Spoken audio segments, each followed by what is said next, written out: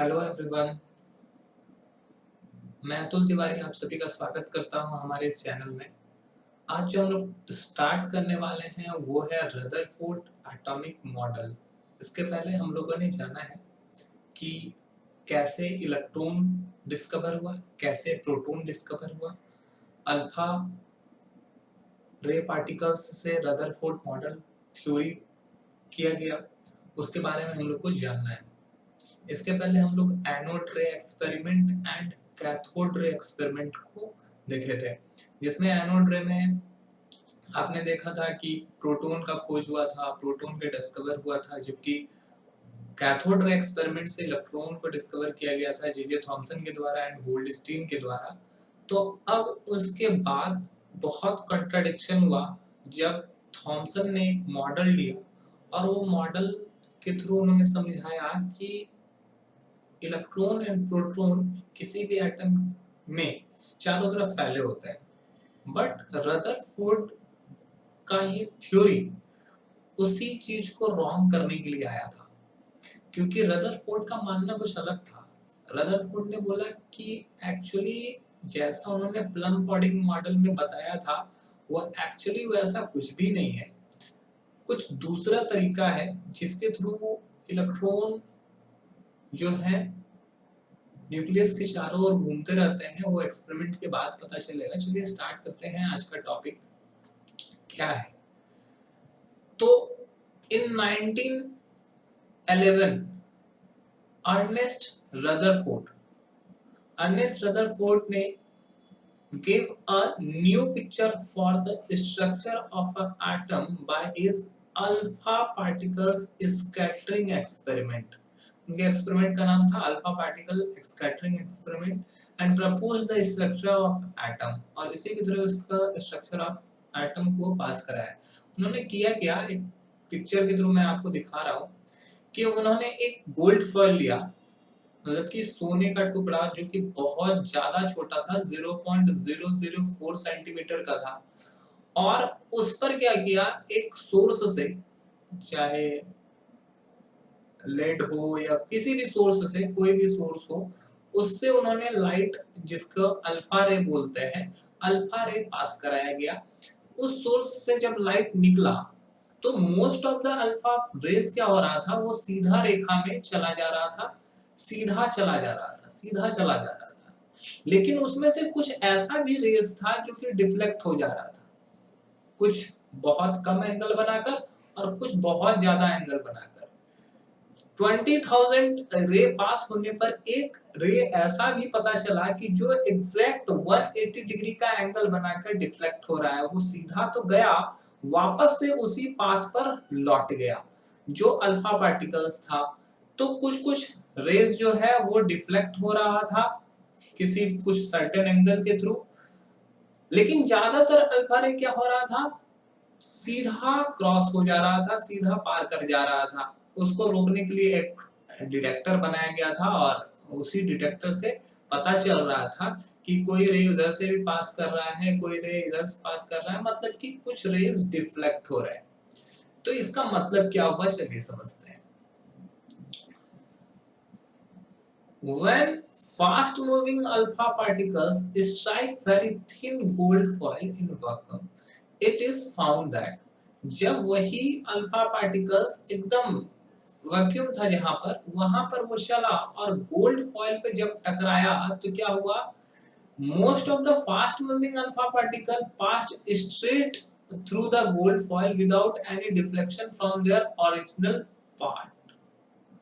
अब देखो, सपोज करो कि ये एक गोल्ड फॉइल था, गोल्ड का ये जा रहा है, ज्यादातर रेस क्या हो रहा था, सीधा पास हो जा रहा था, ज्यादातर रेस सीधा सीधा पास हो जा रहा था। लेकिन कुछ रेस ऐसा भी था जो कि नजदीक आने के बाद थोड़ा डिफ्लेक्ट कर जा रहा था, कुछ रेस, और कुछ रेस ऐसा भी था जो 180 डिग्री का एंगल बना के ही डिफ्लेक्ट कर जा रहा था। तो ज्यादातर अल्फा पार्टिकल से क्या हो रहा था कि वो अपने जिस पाथ पे जा रहे हैं उसी पाथ से होते हुए आगे निकल जा रहे थे, उसको कोई रोकने वाला नहीं था या उसमें कोई चेंजेस नहीं आ रहा था।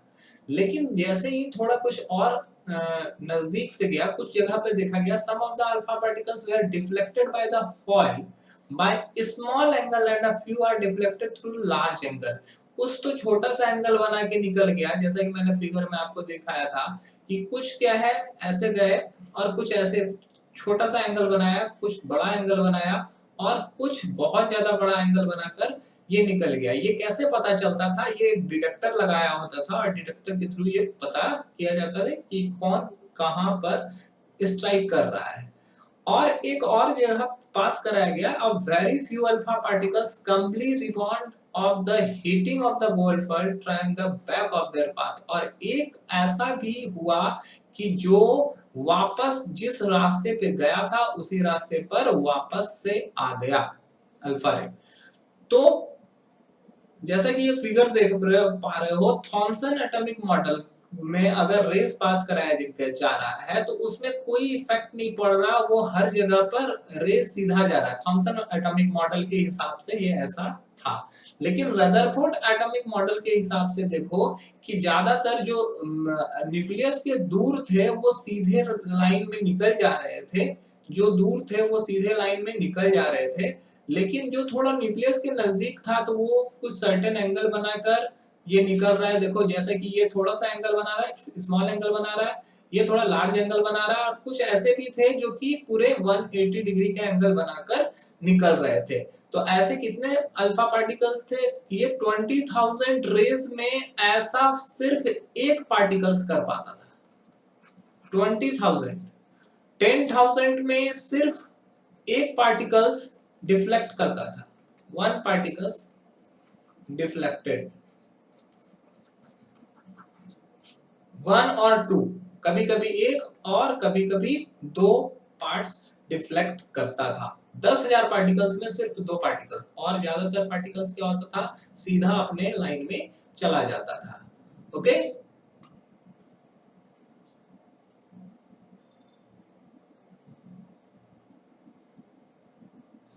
अब इस थ्योरी से कंक्लूजन क्या निकला? अगर ये थ्योरी दिया गया तो क्या उससे कंक्लूजन क्या निकला? तो कंक्लूजन ये निकला, most of the space inside atom is empty because most of the alpha particles pass through the gold foil without getting deflected. बोला गया कि अगर सपोज करो ये एक गोल्ड फॉइल है तो इसमें ज्यादातर पार्टिकल्स अगर सीधा पास हो जा रहा है तो इसका मतलब ये है ये अल्फा पार्टिकल्स में पॉजिटिव चार्ज रखा गया था, अल्फा रेस पर पॉजिटिव चार्ज को रखा गया था, और पॉजिटिव चार्ज थोड़ा सा भी डिफ्लेक्ट नहीं हो रहा था ये रे। तो इसका मतलब ये है कि ज्यादातर जगह क्या है, ये एटम्स का ज्यादातर जगह एम्प्टी है, खाली है। अगर वहां पर कोई चार्ज होता तो या तो उस चार्ज की तरफ अगर प्लस चार्ज होता, अगर कहीं कहीं पे प्लस चार्ज रखा रहता इस एटम के अंदर में, तो वो एक दूसरे को रिपेल करता, और रिपेल करने की वजह से ये एक दूसरे से दूर जाते और रे का लाइट जो होगा, रे जो होगा डिफ्लेक्टेड होगा। या फिर अगर नेगेटिव चार्ज भी चारों तरफ अगर फैले रहता तो ऐसा होता कि वो रे में डिफ्लेक्शन आता, कोई कोई रेज पूरा तरीका से डिफ्लेक्ट होता बिकॉज ऑफ अट्रैक्शन, क्योंकि ये अल्फा रेज पे पॉजिटिव चार्ज है। और अगर कहीं पर उसको इलेक्ट्रॉन का डेंसिटी मिलता है, इलेक्ट्रॉन मिलता है जो कि नेगेटिव चार्ज है, वो आपस में अट्रैक्ट होंगे और उस कंडीशन में भी ये अल्फा रे डिफ्लेक्ट होता। बट ज्यादातर जगह पर क्या हुआ, वो सीधा रेखा में गया, सीधा स्ट्रेट लाइन में चला गया। तो हमको ये तो अंदाजा लगा दिया गया कि इसका ज्यादा से ज्यादा एटम का ज्यादा से ज्यादा पार्ट जो होता है वो एम्प्टी रहता है, खाली रहता है। दूसरा कंक्लूजन क्या निकाला गया? Second conclusion is very few particles were deflected from their path, indicating that is positive charge of atom occupies very little space। अब क्या हुआ कि मान लो कहीं पर एटम है तो उसमें कुछ ही पार्टिकल्स जो थे वो डिफ्लेक्ट हो रहे थे, कुछ ही पार्टिकल्स। और ये ऑब्जर्व किया कि वो डिफ्लेक्ट कब कर रहे हैं, जब सेंटर के बहुत नजदीक से जा रहे हैं तो वो डिफ्लेक्ट कर जा रहे हैं, और एकदम एग्जैक्ट सेंटर पर से ही जा रहे हैं तो वो क्या हो रहा है, जिस पाथ पर जा रहे हैं उसी पाथ पर उनको लौटना पड़ जा रहा है।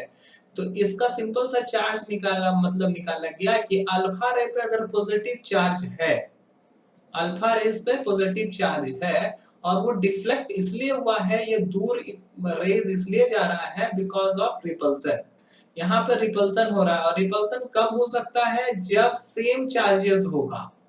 सेम चार्ज अगर मिलेगा तो रिपल्सन होगा। तो अगर अल्फा रे पर पॉजिटिव चार्ज है और ये रिपेल हो रहा है, यहाँ पे रिपल्सन हो रहा है, तो इसका मतलब ये है कि ये जो सेंटर है जिसको न्यूक्लियस का नाम दिया गया, वो न्यूक्लियस पर भी कोई ना कोई पॉजिटिव चार्ज है जो कि बहुत कम स्पेस लेता है। तो ये दूसरा कंक्लूजन निकला। तीसरा, very small fraction of alpha particles were deflected by 180 degree, indicating that all the positive charge at the mass of gold atom were concentrated in very small volume with in the atom. अब बोला गया कि कुछ थोड़ा सा कुछ particles ऐसा था कि जो 180 डिग्री का एंगल बनाकर निकल जा रहा था। तो इसका मतलब क्या है, 180 डिग्री का एंगल कब बन रहा है, जब वो 180 डिग्री का एंगल जिस रास्ते से गया उसी रास्ते पे वापस आ गया, एकदम न्यूक्लियस से होकर गुजर रहा था, न्यूक्लियस पर गया और उसी पाथ पर वो डिफ्लेक्ट कर गया। तो इसका मतलब यहाँ पर ये बताया गया कि ये जो छोटा सा जगह है जहाँ जिसकी वजह से वो रेज लौट जा रहा है, उसका नाम होता है न्यूक्लियस, और न्यूक्लियस पे रहता है पॉजिटिव चार्ज। न्यूक्लियस के अंदर में कौन सा चार्ज रहता है, पॉजिटिव चार्ज।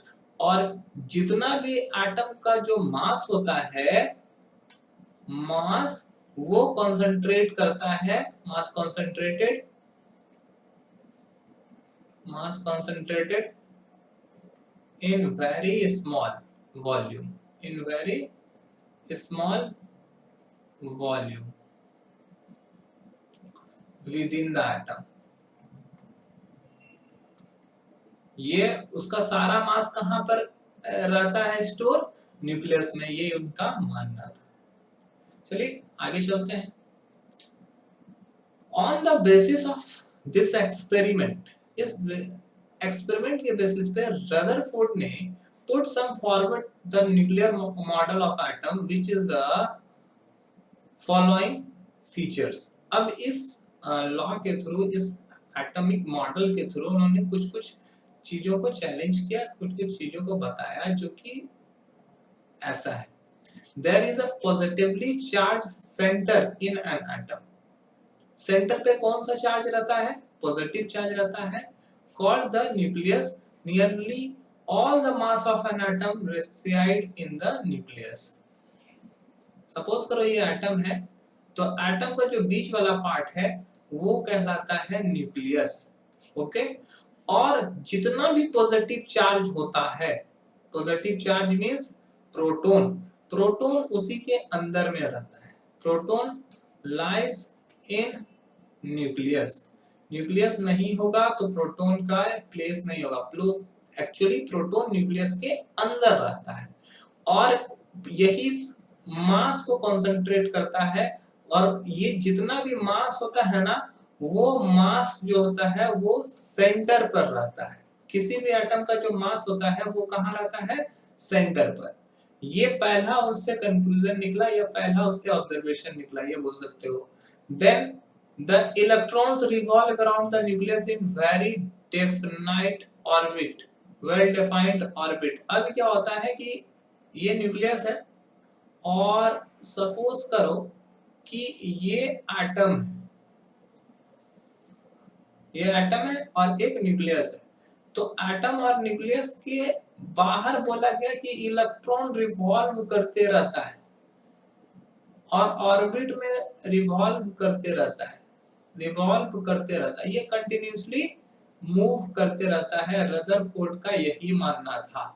बट ये चीज रॉन्ग है। रॉन्ग क्यों है कि अगर कोई कंटिन्यूअसली मूव करेगा तो उसका एनर्जी लूज होगा।